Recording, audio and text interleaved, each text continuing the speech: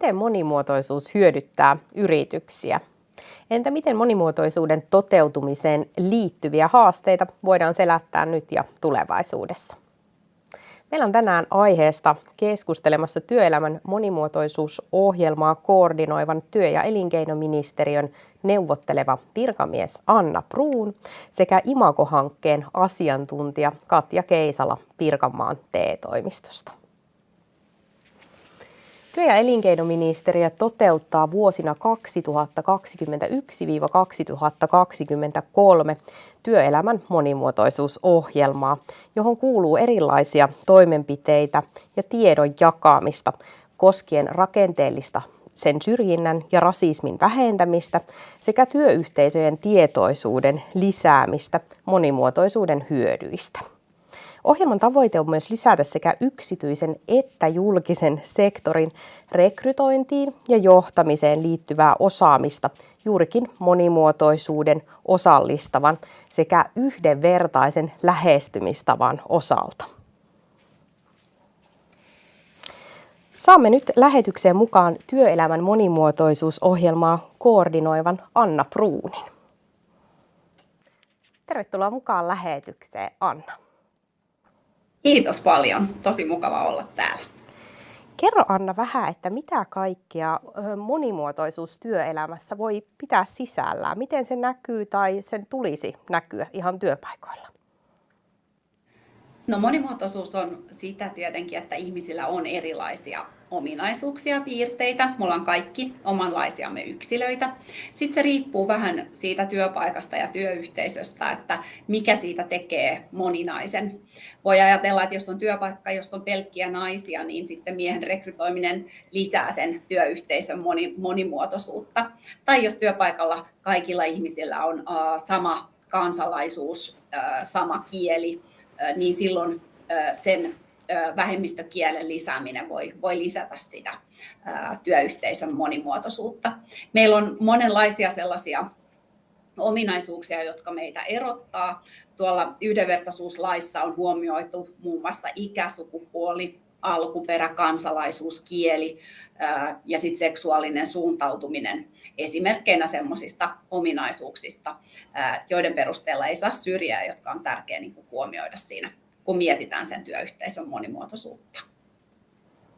Miksi monimuotoisuus työelämässä on nyt niin ajankohtainen ja myös tärkeä teema, että sen ympärille on luotu ministeriössä oma ohjelma ja monenlaisia työnantajarajapintaan suunnattuja palveluja? No, tässä työelämän monimuotoisuusohjelmassa me katsotaan monimuotoisuutta nimenomaan etnisen taustan maahanmuuttajuuden näkökulmasta. Toki meillä on muunlaistakin toimintaa täällä ministeriössä, mutta tämä näkökulma on erityisen tärkeä tällä hetkellä siksi, että meillä tietysti monissa yrityksissä kärsitään työvoimapulasta jo nyt, koska meillä väestö ikääntyy. Samaan aikaan meillä on ulkomailla syntyneiden määrä kasvanut Suomessa todella moninkertaiseksi viimeisten vuosien aikana ja se kasvu tulee jatkumaan. Me tiedetään, että vieraskielisten määrä todennäköisesti enemmän kuin kaksinkertaistuu tästä vuoteen 2040 mennessä, jos se kasvu pysyy samalla tasolla kuin nyt. Ja kasvu on erityisen voimakasta esimerkiksi pääkaupunkiseudulla. Ja tosiaan sitten meillä työikäisen väestön määrä vähenee koko ajan. Samaan aikaan sitten tämä työelämän monimuotoisuuden ja syrjimättömyyden edistäminen niin se on ihan tämmöinen ihmisoikeuskysymys. Siinä on kysymys jokaisen ihmisen oikeudesta tulla huomioiduksi sen oman osaamisensa kautta. Se on keino parantaa työllisyyttä ja sitten se on niin kuin varmaan yritykselle hyvä tietää, että monimuotoinen työyhteisö on myös menestystekijä. Et meillä on esimerkiksi Business Finland tehnyt hyvän koonnin siitä, millä kaikilla erilaisilla tavoilla se monimuotoisuus parantaa yrityksen innovaatioita, kansainvälistä kasvua ja kykyä palvella erilaisia asiakkaita. Anna, minkälainen tuo suomalaisen työelämän tilanne nyt sitten ihan oikeasti tällä hetkellä on, jos mietitään sitä rakenteellista syrjintää ja ihan suoranaista rasismia? Kuinka laajasti näitä ilmiöitä esiintyy? No, meillähän on tietysti monilla työpaikoilla rekrytoidaan koko ajan siis todella monimuotoisesti. Tämä näkyy erityisesti työvoimapula-aloilla, mutta samaan aikaan meillä esiintyy kyllä myöskin valitettavasti edelleen tämmöistä etnisyyteen perustuvaa rekrytointisyrjintää. Esimerkiksi Helsingin yliopiston tutkija Aklad Ahmad teki parisen vuotta sitten tämmöisen kokeen, jossa hän lähetti 5000 työhakemusta auki oleviin työpaikkoihin. Ja ne oli 5 eri kieliryhmän nimissä tehtäviä hakemuksia. Siinä oli somalinkielisten, arabinkielisten,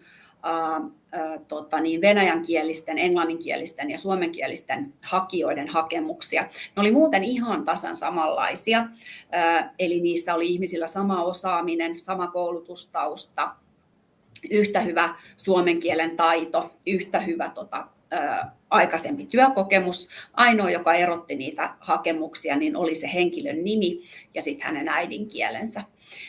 Ja tämä koe osoitti sen, että esimerkiksi somalinkielisen työnhakijan niin on tosi vaikea päästä työhaastatteluun. Hän joutuu lähettämään 4 kertaa enemmän työhakemuksia, että hän pääsee yhtä monen työhaastatteluun kuin vaikkapa sitten suomenkielinen hakija. Ja tämä on selkeä ongelma. Tämä estää meitä hyötymästä ihmisten osaamisesta. Meillä on kaikilla tämmöisiä vähän niin kuin piileviä ennakkoluuloja. Me ei välttämättä tehdä sitä syrjintää tahallaan. Sen takia me tarvitaan enemmän tietoa ihmisille siitä, mitä tämmöisten piilevien syrjivien käytäntöjen poistamiseksi voi tehdä. Anna, mitä toimenpiteitä näiden haasteiden selättämiseksi on jo tehty ja millaisia positiivisia tai vahvistettavia ilmiöitä monimuotoisemman työelämän suhteen on nyt tällä hetkellä jo havaittavissa? Joo, kyllä sellaista positiivista trendiä niin kuin selkeästi näkyy. Tosi moni työpaikka on kiinnostunut tästä teemasta. Meillä vaikkapa tämä Imago-palvelu on ollut erittäin suosittu, mikä kertoo siitä, että työnantajat tosiaan haluaa niin kuin rekrytoida monimuotoisemmin ja kehittää sitä työnantajakuvaansa. Me ollaan luotu myös monenlaisia muita työkaluja. Itse asiassa monet viranomaiset on sitä tehnyt viime vuosina. Ihan hiljattain on julkaistu tämmöinen todella laadukas antirasismikoulutus, joka on suunnattu erilaisille työpaikoille. Se löytyy tuolta Terveyden ja hyvinvoinnin laitoksen nettisivuilta. Meillä on opasta ja meillä on monenlaista muuta. Lisäksi on olemassa esimerkiksi tuolla Work in Finland-sivuston alaisuudessa löytyy puhelinnumero, semmoinen numero, johon työnantajat voi soittaa, jos ulkomailta rekrytoitavan henkilön asioissa on jotain selvitettävää. Eli palvelua ja tukea on, ja sanoisin, että työpaikoilla voidaan kuitenkin niin kuin lähteä liikenteeseen myös semmoisista pienistä asioista. Mietitään, miten rekrytointi-ilmoitus kirjoitetaan. Siinä voi laittaa vaikkapa monimuotoisuuslausekkeen. Voi miettiä, että minkälaista kielitaitoa siihen tehtävään ihan oikeasti tarvitaan. Tarvitaanko vaikkapa niin kuin täydellistä suomen kielen taitoa vai riittääkö vähän vähäisempikin kielitaito? Siinä työn ohessahan monesti työn ja kielen tai juuri siinä työssä niin kuin tarvittavan kielen oppiminen on kaikkein tehokkainta. Ja tähänkin on julkisista palveluista tukea saatavilla tuon Työpaikka Suomi ja Työpaikka Ruotsi -koulutuksen muodossa. Eli paljon konkreettisia palveluita on myös saatavilla. Kyllä, joo. Se on ehkä se viesti sinne työpaikoille, että näiden asioiden kanssa ei tarvitse jäädä yksin. Voi lähteä liikenteeseen vaikka sieltä Imago-palvelusta tai sitten tuolta Work in Finland-sivuston palveluiden kautta, ja tosiaan sitä apua löytyy. Kiitos oikein paljon haastattelusta sinulle, Anna Bruun. Kiitos. Muistutuksena katsojille, että suoraan lähetykseen voit tosiaan osallistua koko lähetyksen ajan chatin välityksellä. Vastaamme lähetykseen tulleisiin kysymyksiin sitten tuolla lähetyksen loppupuolella. Käydään seuraavaksi tutustumassa työyhteisöön, jossa monimuotoisuuden teemaa on käsitelty jo hieman laajemmin. Minä olen Anne Puukilainen, Maarla Groupin henkilöstöjohtaja, ja Maarla Group on 3 yrityksen muodostama kokonaisuus, Maarla Oyn, Sopvalm Oyn ja Lankarakenne Oyn. Ja Lankarakenne sijaitsee Kuopiossa, Maarla ja Sopvalm täällä Viitasaarella. Me ollaan metallin alihankintayritys, jossa on noin 100 työntekijää yhteensä. Ja me toimitaan oikeastaan monenlaisen teollisuuden parissa. Tehdään ohutlevystä ja lankatuotteista erilaisia tuotteita meidän asiakkaille. No, Maarla Groupin työyhteisön monimuotoisuutta on kehitetty juuri strategisesta näkökulmasta. Eli me ollaan huomioitu se meidän strategiassa, laadittu sille mittareita, joita me mittaamme säännöllisesti. Esimerkiksi työntekijöiden näkemyksiä parhaasta työpaikasta, täytämmekö me heidän toiveita siitä. Lisäksi me ollaan osallistuttu eri valmennuksiin, Imago-valmennukseen, maahanmuuttajien osaamiskeskuksen valmennuksiin ja koulutuksiin ja Kotopaikka 2-hankkeen valmennuksiin ja saatu sieltä ihan konkreettisia asioita esimerkiksi selkokielisten työohjeiden laatimiseen. Se on ollut meille sellainen tärkeä asia. Me ollaan aloitettu se työ sellaisella tietoisuuskasvatuksella meille kaikille. Että tullaan tietoisia siitä, että me ollaan erilaisia ja me ollaan monimuotoinen työyhteisö. Meillä on hyvin eri-ikäisiä työntekijöitä ja me kaikki ajatellaan ja toimitaan asioissa omalla tavallaan. Se on ollut sellainen ykkösjuttu ja se on meille tärkeää, että me saadaan olla sellaisia persoonia niin kuin me ollaan. Lisäksi me ollaan keskusteltu meidän vieraskielisten työntekijöiden kanssa, että miten he kokee tämän meidän yrityksen työkulttuurin. Miten se on ehkä eroa tai mitä kysymyksiä heillä on noussut sellaisista asioista, joista he haluaisivat vielä enemmän tietää, että miksi me toimitaan täällä meillä tällä tavalla. Ja lisäksi me ollaan saatu sitten valmennuksia näiltä hankkeilta, jossa me ollaan sitten opittu laajemmin ymmärtämään eri kulttuureja ja myös moninaisuutta laajemmin ymmärtämään. No niin, olen Viikissämi ja Maarla Oy:ssä työskentelee esimiehenä, tuotannon esimiehenä. No meillä Maarlalla se monimuotoinen työyhteisö näkyy ihan niin kuin kauttaaltaan. Ihan kahvipöydässä näkyy se rikkaus siellä, kun ihmisiä tulee eri kulttuureista ja erilaisia ihmisiä on. Sekä myös siellä arjen työssä näkyy niissä, että joudutaan työohjeita perehdytyksissä ottamaan huomioon ja kirjoittamaan ne selkokielelle ja käyttämään tulkkeja ennen muuta mukana tuolla työssä. Itsehän olen kasvanut tähän työyhteisöön työjohtajaksi. Ja meillä se otetaan tuolla huomioon perehdytyksessä sekä työohjeissa tämä monimuotoinen työyhteisö. Samoin kuin se perehdytys ja työsuojelu on otettava aina huomioon jokaisen kohdalla, että tulee varmasti kaikki asiat niin kuin selkeästi sanottua heille. Minä olen Hirjud Metro, minä olen ukrainalainen ja Maarlassa töissä hitsari. No, hitsarin työ on samanlaista mitä Ukrainassa, mutta palkka ei. Tulin käymään vaimoni siskon luona löytääkseni työtä Suomessa. Mulle tarjottiin työtä Maarlassa, joten jäin tänne. Minä olen Ilona. Mä oon tässä Suomessa 4 vuotta. Minä teen Maarlassa pistehitsaushomma. Mä tulin Suomen perheen yhdistymisen takia. Ja minä päätin myös kokeilla päästä tänne töihin. Me saimme paljon apua kaupungista, työkavereita, sukulaisista. Jo tässä Viitasaarella on ihania ihmisiä, josta voimme saada aina apua, iso apu. Tutustutaan nyt Imago-hankkeeseen lähemmin. Imago-hanke auttaa yrityksiä ja organisaatioita löytämään mahdollisimman hyviä työnhakijoita ja tekijöitä, esimerkiksi auttamalla monimuotoisemman työyhteisön rakentamisessa tarjolla olevien maksuttomien valmennusten kautta. Imago on osa myös työ- ja elinkeinoministeriön sekä opetus- ja kulttuuriministeriön koordinoimaa Talent Boost-toimenpideohjelmaa, jonka tarkoitus on helpottaa osaavan työvoiman saantia ja sitä kautta mahdollistaa yritysten kasvu sekä kansainvälistyminen. Käsitellään seuraavaksi hieman lisää Imago-hankkeen 2023 tarjoamia työnantajalle suunnattuja palveluja. Tervetuloa lähetykseen Imago-hankkeen asiantuntija Katja Keisala. Kiitoksia. Valtakunnallisesti toimivan Imago-hankkeen valmennukset ovat osa tätä työelämän monimuotoisuusohjelmaa. Kerro vähän Katja tarkemmin, että mistä näissä valmennuksissa oikein on kyse? No näissä valmennuksissa autetaan yrityksiä kehittämään työnantajakuvaansa sillä lailla, että työnantajat saisivat mahdollisimman paljon monenlaisia työnhakijoita ja osaisivat sitten myöskin rekrytoida sen kaikkein sopivimman osaajan sinne yritykseen.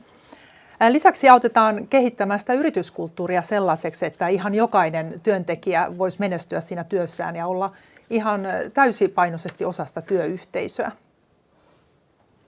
Katja, miten tuo Talent Boost-toimenpideohjelmassa mukanaolo näkyy työnantajille suunnatuissa palveluissa? No, työnantajille on suunnattu aika monia palveluja, jotka helpottaa rekrytoimaan niin kuin monimuotoisesti työntekijöitä. Eli tämä Imago on vasta ensimmäinen askel. Elyllä on sitten vielä kehittämispalvelut erikseen. Sitten on olemassa semmoinen kuin Work in Finlandin työnantajan neuvontapuhelin, joka auttaa kaikenlaisissa kysymyksissä, jotka liittyy rajojen yli työntekijöiden rekrytoimiseen. Monet ei myöskään tiedä, että jos sitten on rekrytoinut ihmisen, joka ei puhu riittävän hyvää suomen tai ruotsin kieltä, niin siihen voi saada apua työpaikka Suomesta tai työpaikka Ruotsista. Ja sitten vielä voisi mainita Business Finlandin mentorointiohjelman ja myöskin Talent-rahoituksen, jotka auttavat kehittämään sitä työyhteisöä sellaiseksi, että sinne voi ottaa kansainvälisiä osaajia, että se työ on tuloksellista ja toimivaa. Eli paljon on palveluita, jos niitä lähtee hakemaan niin yrityksille. Joo, kyllä. Hei, mitäs nuo valmennukset sitten ihan konkreettisesti pitävät sisällään ja jos mietitään sitä ajankäytöllistä sitoutumista sieltä yrittäjältä, työnantajalta, niin minkälaista sitoutumista edellytetään? No ne valmennukset kestää 3 iltapäivää ja sitten siinä on lisäksi yksi semmoinen yritysten välinen sparrauskerta. Ja ne pitää sisällään ihan sitä työnantajakuvan kehittämistä ja se työnantajakuva sidotaan sitten työntekijäkokemukseen, koska sehän on sen työnantajakuvan pohja, että miltä siellä tuntuu, miten se työ sujuu siellä yrityksessä. Ja siellä käydään läpi aika paljon viestinnällisiä asioita, mutta sitten ihan sellaisiakin käytännöllisiä asioita kuin rekrytointi ja perehdytys. Valmennuksia on tarjolla vuoden 2023 aikana keväällä ja syksyllä. Ryhmät on pääosin suomenkielisiä verkkototeutuksia, mutta mukaan mahtuu myös toteutuksia ruotsiksi sekä yksi englanninkielinen toteutus. Katja, mistä näistä voi lukea lisätietoa, tarkistaa, sopiiko ne aikataulut itselle ja sitten tietenkin ilmoittautua mukaan? No ennen kaikkea kannattaa mennä meidän kotisivuille www.imagovalmennus.fi ja sieltä löytyy aikatauluja ja ryhmiä ja sitten myöskin linkki ilmoittautumiseen. Lisätietoa voi saada alueiden TE-viranomaisilta. Kiitos. Käydään tässä vaiheessa hieman läpi katsojien chat-kysymyksiä.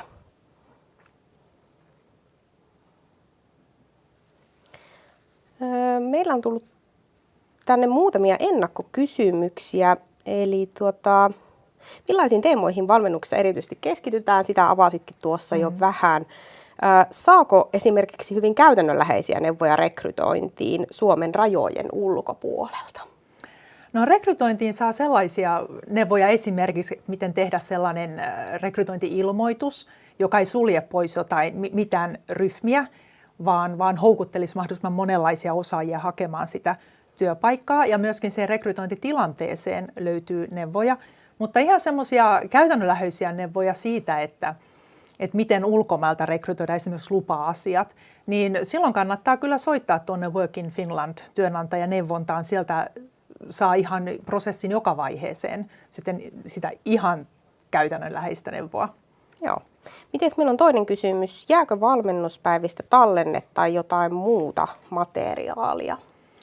Valmennuspäivistä ei jää tallennetta, mutta siitä jää kyllä materiaalit käyttöön. Ja sitten toivottavasti jää laaja verkosto, niiden yritysten välinen verkosto, jossa voidaan sitten keskustella ja viedä eteenpäin näitä valmennuksen asioita. Joo, mainitsitkin tuossa, että siellä on useampi yritys samassa ryhmässä ja sitten myös tämmöinen joku yhteinen kerta, missä pääsee sitten vähän vaihtamaan kokemuksia. Haluatko kertoa siitä vielä jotain lisää? No siitä ollaan saatu paljon hyvää palautetta viime vuodelta, että yritykset on kokenut erityisen antoisaksi sen, että he saa muiden yritysten kanssa pohtia näitä asioita ja kuulla myöskin niistä asioista, mitkä on hyvin toisissa yrityksissä ja minkälaisia ratkaisuja voidaan tehdä. Joo, kiitos. Ja kiitos teille katsojille tähän astisista kysymyksistä.